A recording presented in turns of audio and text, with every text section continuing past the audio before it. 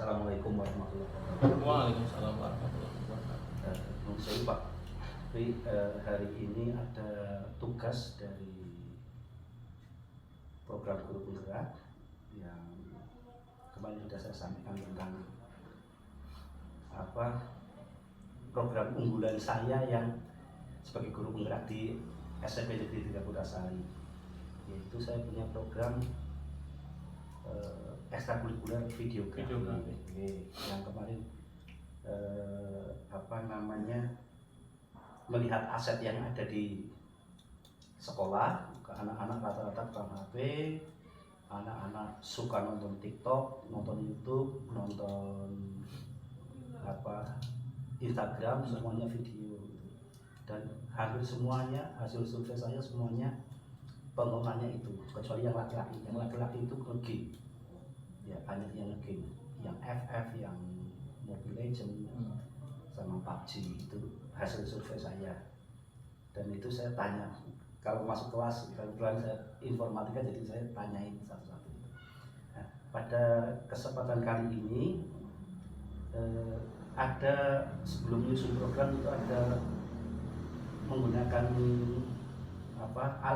alurnya, yaitu bagja, yaitu buat pertanyaan, ambil pelajaran, gali mimpi, jabarkan rencana, dan atur eksekusi. Nah, di sini kita dapat tugas dua, yaitu buat pertanyaan dan ambil pelajaran. Nah, saya sudah membuat beberapa pertanyaan, ya. Yang pertama, program videografi ini ekstra, tidak wajib untuk setiap anak. Nah, pertanyaan yang pertama adalah mengapa kita perlu untuk meningkatkan kemampuan videografi menurut Pak Pri? Kalau teman-teman sudah. Ya. Bismillahirrahmanirrahim. Assalamualaikum warahmatullahi wabarakatuh. Waalaikumsalam warahmatullahi wabarakatuh. Pak Idros yang saya hormati, yang telah menjalankan tugas sebagai calon guru penggerak. Pertanyaan tadi, mengapa anak-anak perlu belajar videografi? Jadi memang anak-anak kontemporer ini, era kontemporer, teknologi menjadi satu keniscayaan. Nah, karena teknologi menjadi satu keniscayaan, teknologi juga menjadi satu bentuk komunikasi. Pola komunikasi kita berbasis pada teknologi. Kalau kita menghindari itu, maka kita berada dalam garis kemunduran. Oleh karena itu, potensi yang ada di sekolah, karena peserta didik ini sudah banyak yang memiliki HP dan berakrab dengan HP, maka untuk menguatkan visi sekolah, itu visi prestasi dan mandiri, maka sekolah mencoba menguatkan, dirancang sekalian programnya melalui ekskul videografi. Jadi produknya jelas, jadi ada sarananya sudah dimiliki, keterampilannya ditambah. Ini ya intinya pola komunikasi dengan anak melalui videografi perlu, ya Pak? Hal yang urgent karena polanya sudah bergeser, pola komunikasi sekarang. Kemudian kebutuhan anak juga kadang-kadang dalam belajar itu bervariasi. Ada yang visual, itu perlu kita wadahi. Upaya-upaya ini dirumuskan dalam program videografi. Yang kedua itu Pak, menurut Pak Pri ini, bagaimana kita dapat meningkatkan kemampuan videografi untuk anak sekolah? Iya, kalau menurut saya kemampuan ini perlu ditingkatkan, satu melalui kegiatan yang terstruktur arti kurikulumnya diperjelas. Walau meski ini kurikuler, ya ekstrakurikuler, tapi program diperjelas. Dan kira-kira dalam satu semester ini anak bisa memproduksi apa? Ada targetnya, ya? Ada targetnya. Ditargetkan dalam satu semester produksinya bisa produksi apa? Tentunya yang bernilai edukasi. Ya, selain itu juga barangkali ditambah dengan etika bermedia sosial, karena ketika kreasi anak tumbuh dengan baik tapi tidak dibantu dengan etika, maka kreasi itu vis dengan edukasi.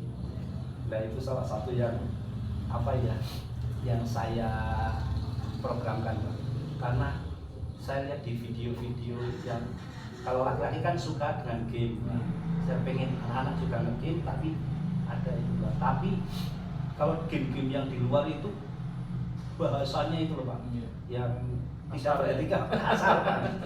Ya, bahasanya sikil papat pada keluar lah itu Pak. Nah, terima kasih untuk yang ini. Terus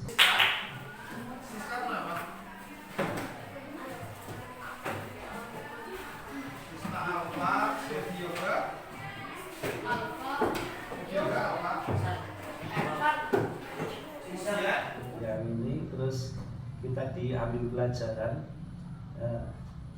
kira-kira menurut Pak Pri aktivitas apa saja yang menarik untuk ekstrakurikuler ini, live ini?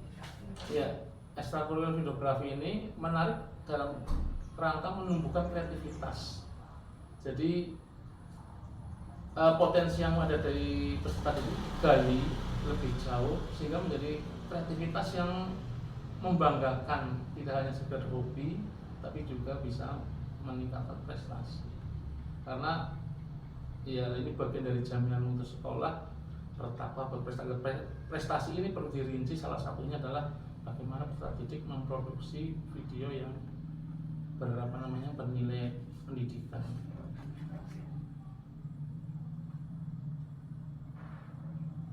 Nah, ini ada pertanyaan Pak. Kegiatan sekolah apa saja yang telah menguatkan keterlibatan aktif dalam proses ini Pak, belajar ini Pak? Ya, terima kasih. Kemarin beberapa waktu lalu sekolah melaksanakan studi wisata. Di sana sekolah juga menugaskan salah satu kegiatan adalah pembuatan video. Itu digabungkan antara beberapa mata pelajaran mulai dari TIK atau informatika, kemudian bahasa Inggris dan seni budaya, di mana dalam satu produk video itu sudah menyelesaikan beberapa kompetensi pada mata pelajaran tersebut. Ada satu terakhir ini, kebijakan sekolah apa yang telah mendukung selain yang tadi Pak, Ya. untuk peningkatan kemampuan videografi ini? Ya, sekolah satu sudah mengizinkan peserta didik ini membawa sarana komunikasi, dalam hal ini adalah HP atau Android, terutama pada hari Jumat dan Sabtu, karena mengingat hari-hari tersebut adalah ajang kreasi peserta didik dalam penguasaan teknologi. Tentunya dibarengi etika. Sekali lagi perlu saya tegaskan, teknologinya sebagai etika. Ada lagi? Terima kasih. Oke, matur nuwun Pak. Ini kita sampai ke ambil pertanyaan untuk gali mimpi. Nanti kita lanjutkan setelah program ini selesai. Pesan boleh ya? Iya, pesan. Barangkali ini saya berpesan kepada Pak Kido selaku di Mapel Informatika, ya, ini menjadi satu tantangan besar di mana generasi muda ini butuh bimbingan untuk menciptakan karya-karya teknologi yang tentunya bernilai positif untuk pengembangan generasi yang akan datang. Dan ini butuh bimbingan, butuh ketekunan. Yang terjadi adalah ketekunan. Oke, terima kasih. Assalamualaikum warahmatullahi wabarakatuh. Waalaikumsalam.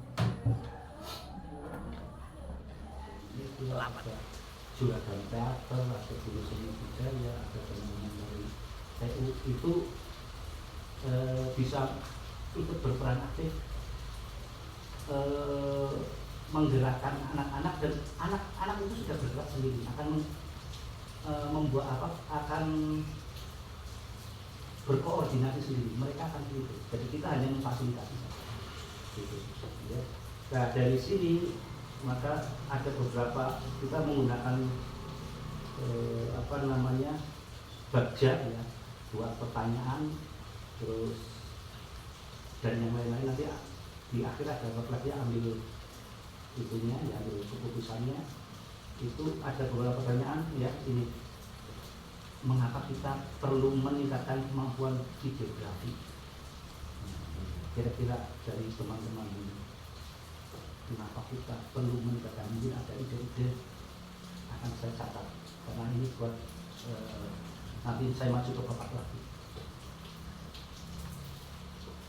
ini kita kan mau alasan kita iya kenapa iya kenapa kita perlu gitu. Bahwa kita harus masuk ke dunianya anak-anak.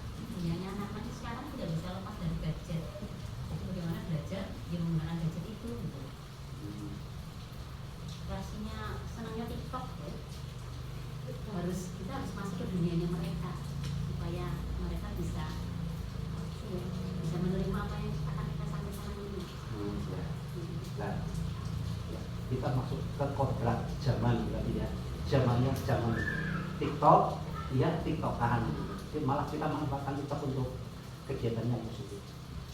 Mungkin ada kasus Itu meningkatkan videografi, iya betul. kualitasnya ya. Iya, kualitasnya. Itu penting karena ini kan mau dipublikasikan kan, lewat Instagram, lewat YouTube dan sebagainya, maka perlu performnya juga harus bagus gitu ya. Jangan sampai institusi garap videografinya asal-asalan. Berarti anak sudah punya potensi dari hasil lomba-lomba kemarin. Asetnya sudah ada ya. Sudah tinggal diolah, tinggal dibimbing, tinggal arahkan oleh mungkin yang Pak yang memiliki paham teknisnya. Ini sih kebetulan rencananya kalau memang goal saya sudah cerita kepada ada beberapa teman yang kebetulan pintar ini ya saya sendiri akan memfasilitasi sepanjang kegiatan, tapi ada kita akan mengundang dari teman-teman dari GPI dia petualang sini. Oh, Iya, yuk maksudnya ya, nah itu kan angkanya gratis sekali lah, terutama pada editingnya, karena editing kita itu masih standar lah, masih gitu. Apa yuk? Apa? Bisa cepat dapat AdSense, terus apa lagi? Bisa viral. Nah, viral itu kan ada viral negatif, ada viral positif ya. Terus apa lagi? Ya, membuat video yang menarik, lebih menarik, tidak asal-asalan. Terus apa lagi?